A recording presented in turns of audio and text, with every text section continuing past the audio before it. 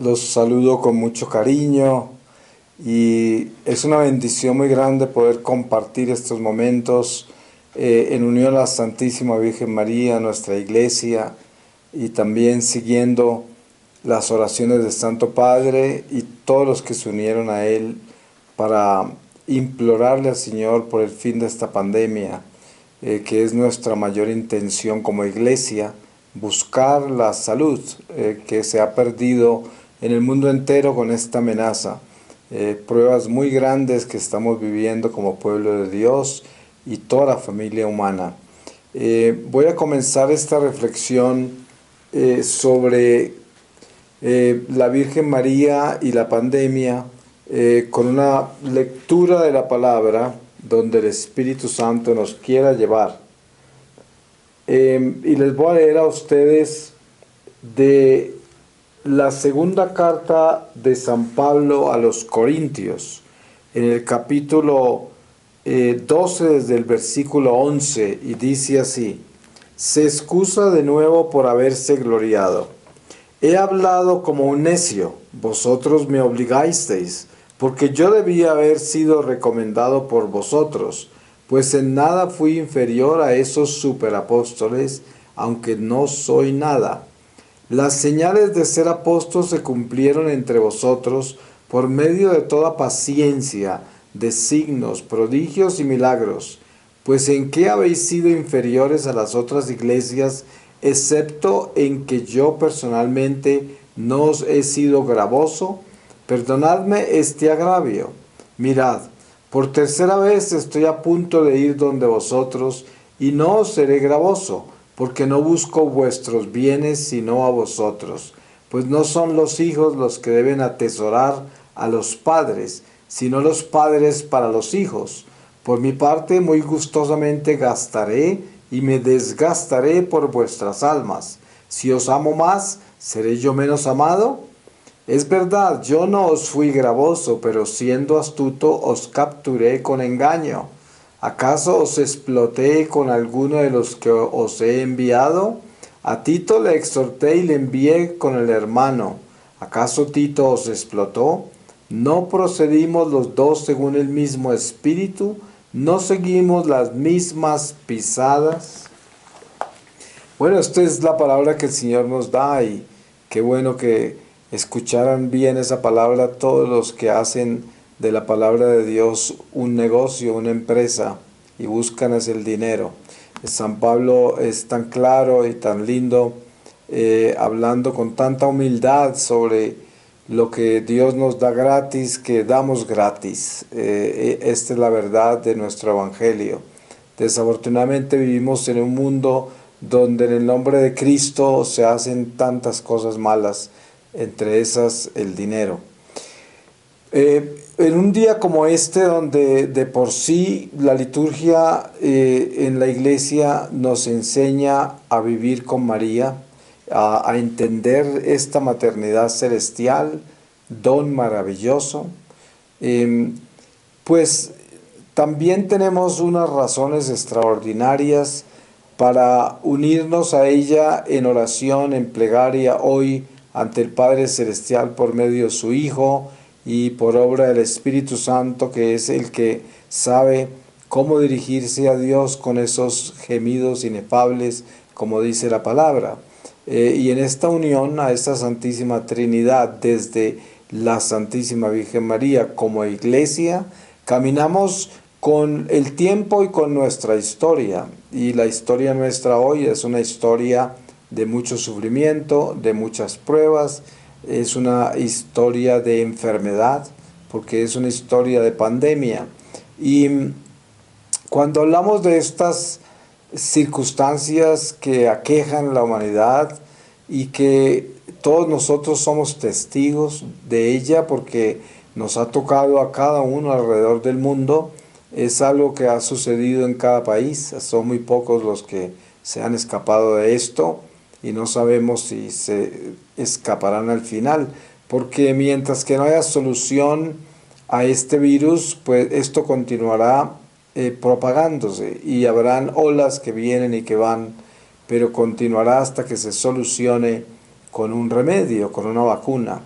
eso está de Dios, porque todo está bajo su voluntad y es solo lo que Él quiere. Y Él solo sabe la lección que estamos recibiendo como seres humanos sobre esta prueba, porque nada sucede sin la voluntad de Dios. Cuando hablamos de caminar en esta pandemia con la Virgen María, hablamos de algo muy importante, y es que nosotros dentro de la realidad espiritual como católicos tenemos una relación muy particular con la maternidad celestial. Es no solamente una relación de devoción, no una relación piadosa, pero es una relación militante. Tenemos que entender que la Virgen María no es solamente ternura y no es solamente ese cariño de madre, consuelo de madre, intercesión de madre, reparación de madre, sino que también es una madre militante. Es una reina que tiene el pie puesto sobre la cabeza del dragón, o sea que es una fortaleza del reino de Dios entre nosotros, a la cual unidos podemos derrotar huestes gigantescas de las tinieblas. Esa es la verdad, eso es María. Tenemos que también tener esta imagen importante de María como la madre que lucha dentro de una milicia, que es la reina de esta milicia, y nosotros luchamos contra poderes de las tinieblas, poderes terribles. Ustedes se dan cuenta al observar la realidad de este mundo en que vivimos, toda la maldad que hay, la perversión de todas estas ideologías que atentan contra la ley de Dios, que atentan contra todo lo que es sagrado, lo que es santo, atentan contra el bien de la humanidad y se glorían en el mal, en el vicio, en el pecado, en la venganza, en la violencia, en el odio, en la división, en todo eso que es espíritu del mal. Nosotros como pueblo de Dios recibimos de la Virgen María una fuerza extraordinaria, que es esa humildad, esa sencillez, pero ese poder, porque nosotros somos miembros del ejército que triunfa, no somos miembros de cualquier ejército, somos miembros del ejército de Dios, y el ejército de Dios vence. Desen cuenta de esto, si un soldado del ejército del mal cae, pues sigue cayendo porque no tiene fin su caída. En cambio, un soldado del ejército de Dios que caiga en una batalla terrenal, lo que hace es elevarse y cada vez se eleva más porque es la gloria lo que lo espera. Es la diferencia entre el soldado malo y el soldado bueno. Nosotros pertenecemos al ejército que se eleva en medio de la batalla, que la sangre derramada es purificación para nosotros y nos eleva a la gloria de Dios. Por eso los mártires siempre corrieron cantando hacia la muerte. San Ignacio de Antioquía deja un ejemplo precioso de lo que yo estoy hablando. A él lo arrestan en Antioquía y el emperador romano lo sentenció a ser devorado por los leones en el Coliseo romano. El viaje de Antioquía a Roma era largo y entre tanto todos los cristianos por donde él pasaba abogaban por su libertad y él les imploraba que no abogaran por su libertad, porque él quería ser triturado por los dientes de las bestias para convertirse en pan como su divino maestro.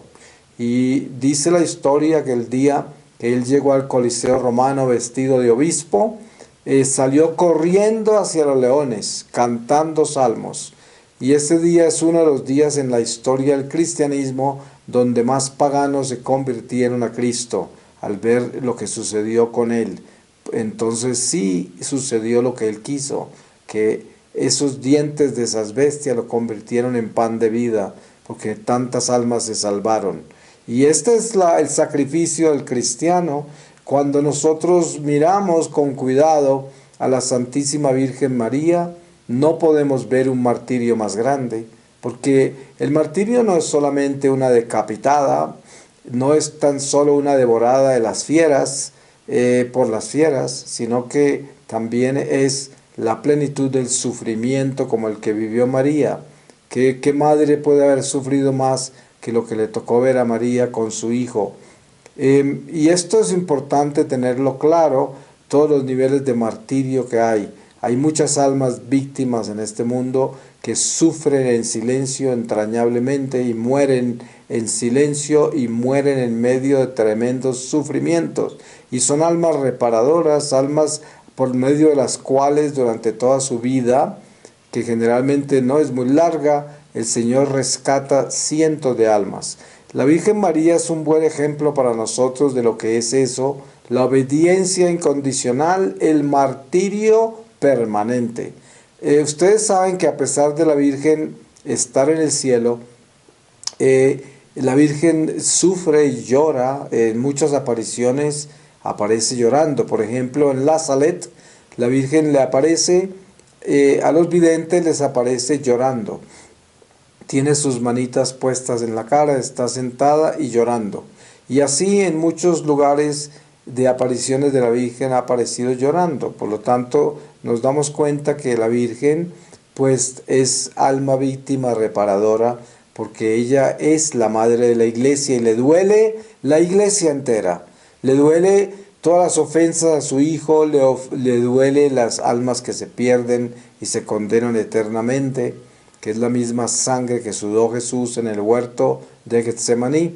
Y ese dolor es el que camina con nosotros, con una madre que es buena, que sufre junto con la iglesia, sufre con todos los que todavía estamos en el destierro, y sobre todo ella que conoce muy bien lo que es el mal, lo que es Satanás, la venganza y el odio que tiene contra los hijos de la luz, y lo tanto que tenemos que vivir los sufrimientos que trae esta vida con Dios, serle fiel a Dios, la persecución que hay envuelta dentro de este caminar con la fe. Nos damos cuenta que entre más pasa el tiempo y más se acerca el regreso de Jesús, pues la batalla más cruda es. Y una batalla tan cruda que nos va mostrando a nosotros la necesidad tan grande de fortalecernos espiritualmente. Porque si no, este mundo nos dobla. Lo que sucede en este mundo es tan difícil. Por ejemplo, hoy estamos amenazados con esta pandemia. La Virgen María, que acompaña al pueblo siempre, el pueblo de Dios, nos está diciendo con claridad que nosotros no debemos tener miedo, porque ese es su mensaje más importante: no temáis, porque el Señor está con vosotros. Eso es lo que la Virgen nos enseña, y es importante irnos de la mano de esa jaculatoria que es: no temáis, mi Hijo Jesús está contigo, no temáis. Y así caminamos de la mano de esa jaculatoria con nuestra madre, y entendiendo que esta pandemia es una amenaza a nuestra vida natural, no a nuestra vida sobrenatural. Por lo contrario, es una ayuda, es un viento que arrecia, que sopla fuerte a nuestra vida sobrenatural, porque es una oportunidad para elevarnos más, para santificarnos, purificarnos en medio del sufrimiento, del dolor, en medio de la angustia, las dudas que tenemos del futuro, lo que nos agobia, lo que nos asedia. Y hay algo muy claro que debemos tener nosotros en este momento, y es: los hijos de la oscuridad están cada vez más malos y más furiosos contra los hijos de la luz. Y des en cuenta que a veces los hijos de la oscuridad están dentro de nuestra propia familia, están dentro de nuestros propios entornos sociales, políticos, económicos, en medio de nuestro trabajo, de todo. Están en todas partes. En nuestras comunidades, en nuestras parroquias, están los hijos de las tinieblas. Ustedes saben que no es un accidente que Jesús nos dejó a Judas Iscariote hasta la última cena. Es una enseñanza del Señor. El Señor sabía desde el principio quién era Judas Iscariote, y sabiendo que era ladrón, mentiroso, tramposo, enemigo, sin embargo le confió el dinero, que es algo bien curioso, confiarle el dinero al ladrón. Estas son enseñanzas muy profundas de nuestro divino Maestro, que es el maestro perfecto, la pedagogía perfecta, pero cuánto hay que estudiar todas sus enseñanzas. Esa es una de las tantas, pero lo importante de distinguir sobre la presencia de Judas Iscariote en la iglesia hasta la última cena es entender estos escándalos tan terribles que aparecen en la iglesia y todas estas herejías en el pueblo de Dios, en los pastores, en los católicos en general, todas las ofensas y sacrilegios contra la Eucaristía, contra las tradiciones sagradas. Todo esto es parte del Judas que camina a través del tiempo en la iglesia. Y nosotros, seguramente cada uno de nosotros, tenemos que aplacar el Judas que hay en el corazón de cada uno. Todos nosotros llevamos un Judas porque en nuestro corazón está esa última cena y nosotros somos parte del bien y del mal por la naturaleza caída. Por eso San Pablo con claridad dice, en mí hay una mancha que me inclina a pecar. Por eso el mal que no quiero hacer es el mal que termino haciendo. Pero aclara, pero esa mancha no soy yo, sino que está en mí. Y hay que tener conciencia de que esa mancha está en nosotros. Y conciencia de que esa mancha no es nosotros. Eso también, porque eso quiere decir que como esa mancha no es nosotros, nosotros podemos ponernos por encima de ella. Podemos superarla, someterla. Y hay que someterla como se somete un animal que se está arrendando. Un animal salvaje que hay que enseñarlo a obedecer. Eso es lo que se llama arrendar en términos de caballos y animales salvajes que se domestican. Es ponerle riendas. Y esto es lo que trabajamos todos los días, aquellos que estamos buscando obedecerle a Dios, crecer en la fe, convertirnos en mejores personas cada día, entender cómo es que se vive la batalla espiritual entre el bien y el mal, dándonos cuenta con humildad que el mal mismo fluye por entre nuestras venas para que tengamos caridad y compasión con el prójimo. Y nos demos cuenta que cuando una persona es muy mala, pues se dejó ganar por la mancha. Eso es lo que le pasó. Y hay que tener la conciencia de interceder, de amar, de perdonar y de tener esa claridad espiritual de la batalla en que nos encontramos. Porque es como un borracho en la calle, tirado en una esquina. Uno pasaría y diría, Dios mío, qué vida tan terrible. Este hombre se degeneró, este hombre se alcoholizó y miren lo que terminó. Eso sería aquel que pasa por el lado del drama humano en su más bajo nivel, pero cuando un hijo de Dios pasa con un corazón lleno del Espíritu de Dios, entiende, Dios todavía no ha terminado con este borrachito. Porque mientras que esté vivo, Dios todavía sigue trabajando con él. Y de repente, ese borrachito va a estar parado en la puerta del cielo mirándonos el día que nosotros pasemos a la otra vida.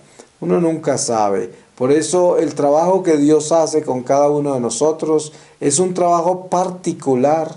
Y esta palabra nos debe sonar muy profundo en nuestro corazón. Es un trabajo particular. Él hace un trabajo maravilloso con cada alma y hasta el último suspiro trabaja con ella. Des en cuenta que parte de mi experiencia mística con el Señor, tuve una visión de lo que es la muerte, el momento de la muerte y cuando el alma comienza a salir del cuerpo material y cómo en ese lapso del alma empezar a desprenderse del cuerpo material, el alma tiene la oportunidad de ver la plenitud de la verdad, la plenitud. Y en ese instante, antes de desprenderse del cuerpo y de entrar en la justicia, puede arrepentirse, puede entender el misterio de Dios, la verdad, y arrepentirse. y entrar a Dios, mirarlo y decir, ¿qué he hecho? Y entender conscientemente la realidad de su vida. ¿Cuántas almas se salvan en ese momento? Porque Dios es justo y perfecto. Incluso al pecador más increíble le da esa oportunidad, que es una iluminación de la conciencia, que es precisamente un don maravilloso que me dio el Señor a mí dentro de mi experiencia mística, que fue mostrarme toda mi vida desde mi infancia hasta los 47 años que tenía esa noche. Y miren, el mirar su vida, yo lo viví en un éxtasis. Yo siempre he dicho, cuando hablan de la iluminación de conciencia que viene, según las profecías de varias apariciones de la Virgen, yo diría la humanidad entera, si va a recibir eso en un instante, toda la humanidad seguramente va a entrar en un éxtasis, porque una iluminación de conciencia sin estar en un éxtasis quiere decir un ataque cardíaco, porque se muere uno del susto, se muere del dolor. Eso no se resiste en forma natural, tiene que estar en un éxtasis para poderlo vivir, y sin embargo así es un dolor muy grande a pesar de estar en un éxtasis. Pero esto es lo que vive todo moribundo. Por eso todo ser humano tiene una iluminación de conciencia, ya sea en vida o en el momento de la muerte. Conozco testimonios, y seguramente muchos de ustedes han escuchado, de personas que andaban mal con Dios por mucho tiempo, y de repente tuvieron una iluminación de la conciencia y entraron en una renovación espiritual de su fe, que se conoce típicamente como una conversión, término mal utilizado para una persona que está bautizada, pero sin embargo, pues lo aceptamos como un regreso a Dios. Y la gente usa mucho esos términos, porque una persona que estaba alejada de Dios y regresa se considera como alguien que se convirtió.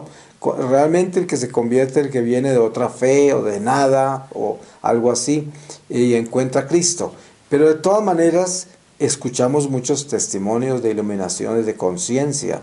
Yo, por ejemplo, en lugares como Medjugorje, en Fátima y en otros lugares he conocido testimonios de sacerdotes, religiosas, laicos, gente de todas partes, de toda cultura, raza, de todos los continentes, que han vivido esas gracias de la iluminación de conciencia.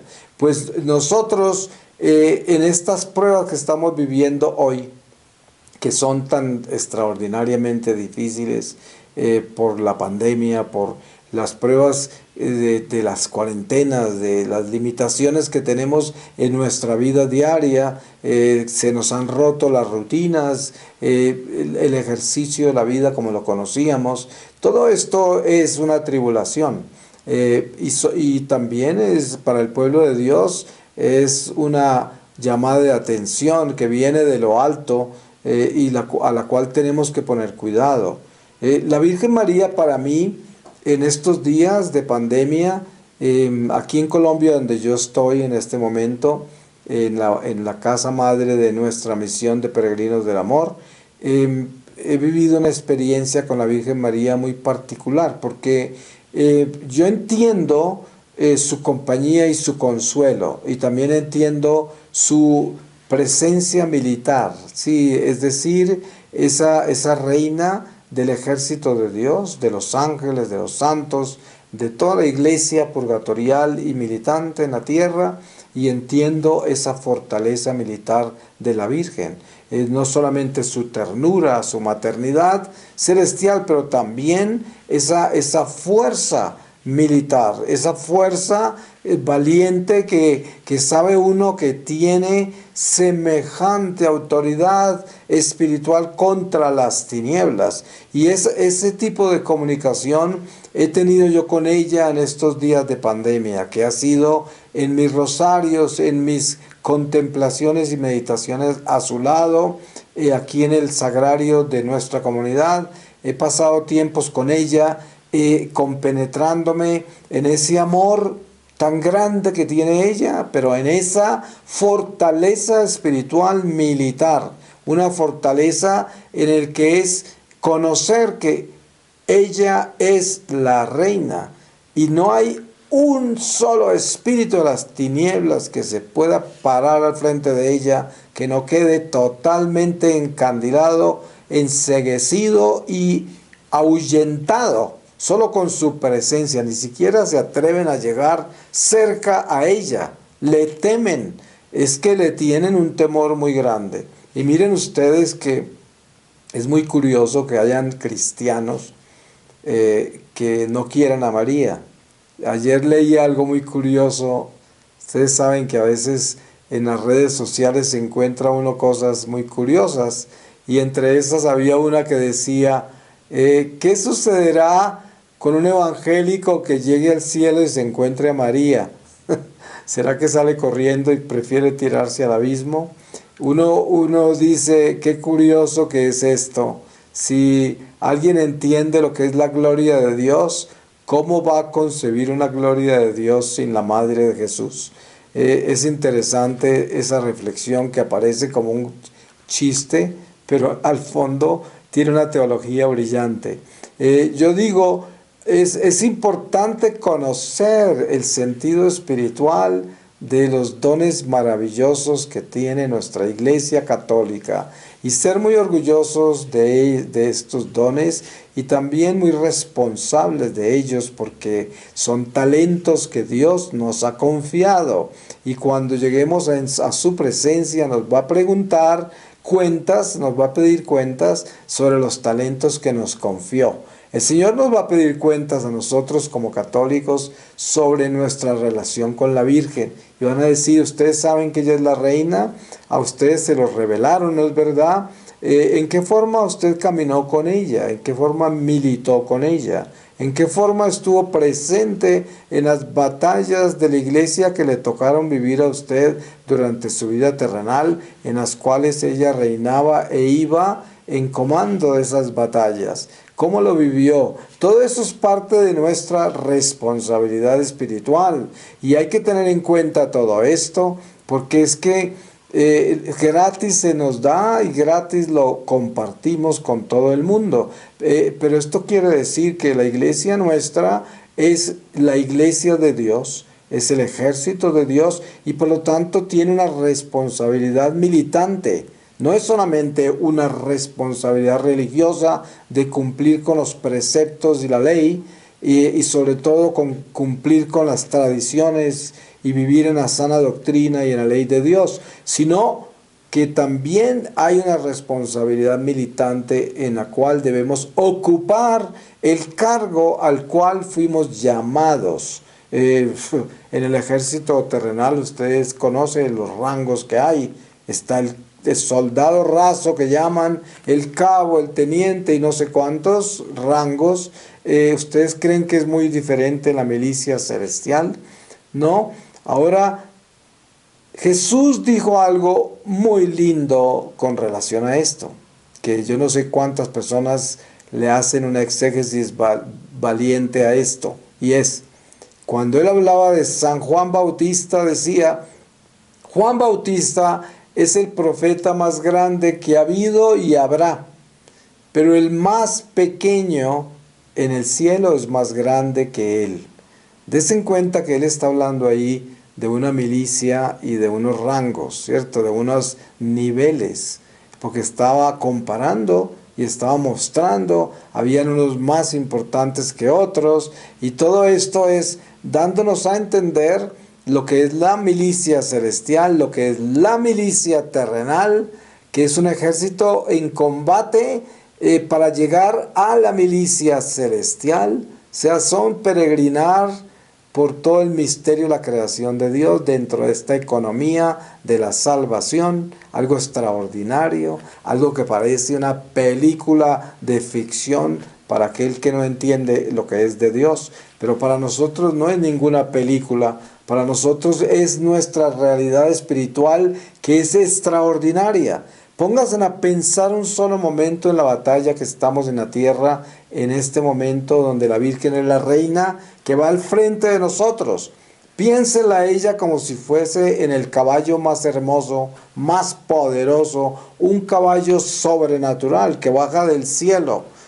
con las armas más grandes, que es su Inmaculado Corazón, un arma lo suficientemente poderosa para arrojar cuanto demonio hay en la tierra haciendo daño a los abismos. Imagínense ese ejército de la Virgen al frente y nosotros marchando con ella para derrotar espíritus por donde pasamos. Esa es nuestra vida. Si usted le da a eso claridad en su corazón, se va a sentir muy fuerte y va a tener esperanza y se va a sentir parte de este ejército. Hoy sí que necesitamos tener conciencia sobre esto, porque miren, hay algo muy importante que entender, y es que la pandemia trae mucho sufrimiento. ¿Cuánta gente buena católica está en su casa en este momento angustiada, deprimida, perdiendo la esperanza, y no sabiendo qué hacer, muy agobiada, y necesita esto que estamos hablando, necesita esta fuerza, necesita esta esperanza, necesita esta combustión de fuego que viene solo de arriba, el fuego real, que es aquel que nos llena de amor, de esperanza, que nos llena de sabiduría y sobre todo de valentía, que es lo que viene en este caso de la Santísima Virgen María como reina de la batalla. Reina de la batalla. Es que pocas veces se habla de eso. Siempre se habla del triunfo del Inmaculado Corazón, del rosario, de las consagraciones a la Virgen, de esto, de aquello. Pero cuando se habla de María comandando el ejército y al frente en una batalla espiritual como reina de la batalla espiritual del destierro. ¿Cuántas veces se habla de eso? Piensen en eso. Y miren a María en ese caballo, con esa fuerza, con todos sus hijos, de frente contra el ejército de las tinieblas, derrotándolos, limpiando territorios, liberando almas, buscando la salvación de las almas. Precisamente eso es lo importante. Dios tiene compasión con nosotros cuando nosotros asumimos lo que nos ha confiado. Y miren, Él nos ha confiado estos dones extraordinarios de nuestra Iglesia Católica. Nosotros somos responsables del bautismo. Somos responsables de nuestra primera confesión. Somos responsables de eso. Somos responsables de nuestra primera comunión y de toda comunión después de esa. Somos responsables de nuestra confirmación, que es el envío. Cuando la Iglesia nos envía a hacer testimonio de nuestra fe y a dar nuestra vida por Dios en todo lo que hacemos y vivimos en el destierro. Somos responsables de toda la revelación de los misterios de nuestra fe, todos esos dogmas. Somos responsables de que de nuestros labios salgan las palabras limpias de un evangelio que no se puede cambiar, que tiene que ser exacto como está revelado, que debe ser la pura verdad, que debe ser fiel a Dios en todo. Somos responsables de eso. Y algo más importante también, que es como la esencia de todo esto, la caridad. Somos responsables del amor al prójimo. Eso es lo que nos hace amigos de Dios. La amistad con Dios no se logra si no tenemos amor por el prójimo. En esta pandemia necesitamos tener un amor inmenso por el prójimo. Hay gente caminando por las calles pensando que esta pandemia es falsa y han sido engañados por conspiradores que claman de que la pandemia es falsa. Parece que no vieran todos los muertos que hay, todos los enfermos que hay, todo el caos que hay en el mundo. Esto no es una simple gripa. Es una pandemia seria que se ha llevado miles de muertos y no es simplemente alguien se lo inventó para manipular a quién sabe quién. Seguramente que hay cantidades de cosas maquiavélicas en este mundo y, como he dicho tantas veces antes, con toda seguridad puede que la pandemia haya sido un acto criminal. Pero ¿saben qué? Nada se mueve sin la voluntad de Dios.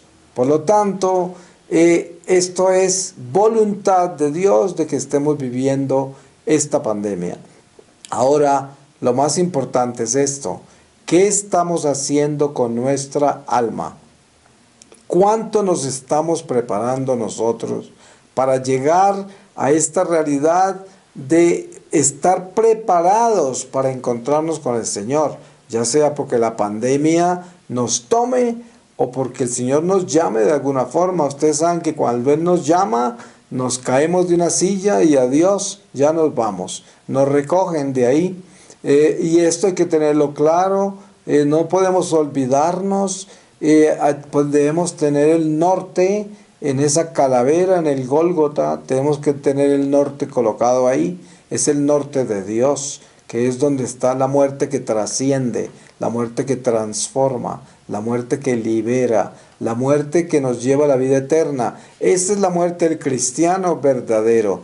Con María podemos lograr nosotros algo extraordinario, que es simplemente reconocerla como la reina de esta batalla en que estamos. Es la reina de la prueba de la pandemia. Ella es la reina porque ella es el consuelo de tanta gente que está muriendo por ahí desamparada, lejos de su familia, porque están contagiados y mueren contagiados y los entierran aislados y no los pueden visitar nadie y los aíslan. Y la gente se aprovecha de estas situaciones para aislar a la gente buena, a la gente de Dios, y torturarlos con la pandemia y hacer cosas malas, porque el que tiene un corazón pervertido utiliza todo para hacerle daño al prójimo. Pero nosotros que somos llamados a ser responsables de los dones que Dios nos ha confiado como católicos, debemos abrazar la responsabilidad del amor por el prójimo que tanto lo necesita hoy. Que Dios tenga misericordia de todos nosotros para que podamos vivir la caridad como se debe vivir en un reino que es del demonio. Ustedes saben que es el príncipe de este mundo y nosotros somos peregrinos y estamos en tránsito, pero de la mano de María.